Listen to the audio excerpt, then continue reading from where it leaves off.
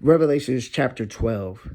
And there appeared a great wonder in heaven, a woman clothed with the sun, and the moon under her feet, and upon her head a crown of 12 stars. And she, being with child, cried, traveling in birth, and pain to be delivered. And there appeared another wonder in heaven, and behold, a great red dragon, having 7 heads and 10 horns, and 7 crowns upon his heads. And his tail drew the third part of the stars of heaven, and it did cast them to the earth. And the dragon stood before the woman which was ready to be delivered, for to devour her child as soon as it was born. And she brought forth a man-child, who was to rule all nations with a rod of iron. And her child was caught up unto God, and to his throne. And the woman fled into the wilderness, where she hath a place prepared of God, that they should feed her there 1,260 days. And there was war in heaven.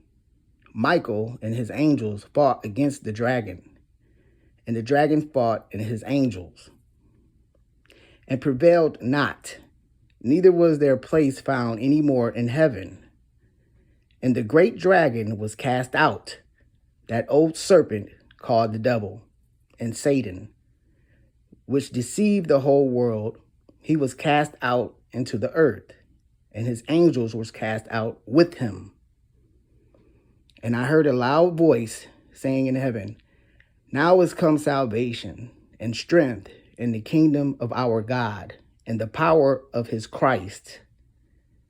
For the accuser of brethren is cast down, which accused them before our God day and night.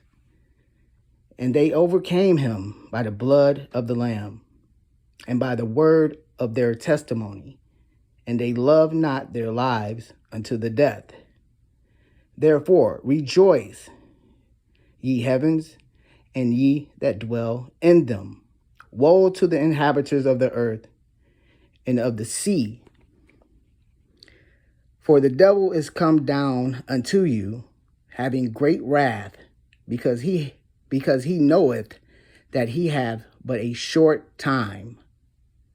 And when the dragon saw that he was cast unto the earth, he prosecuted the woman which brought forth the man-child.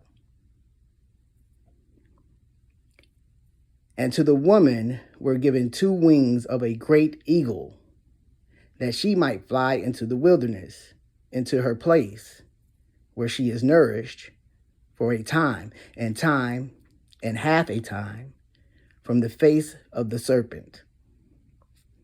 And the serpent cast out of his mouth water as a flood after the woman, that he might cause her to be carried away of the flood. And the earth helped the woman, and the earth opened her mouth, and swallowed up the flood which the dragon cast out of his mouth. And the dragon was wroth with the woman, and went to make war with the remnant of her seed, which keep the commandments of God, and have the testimony of Jesus Christ.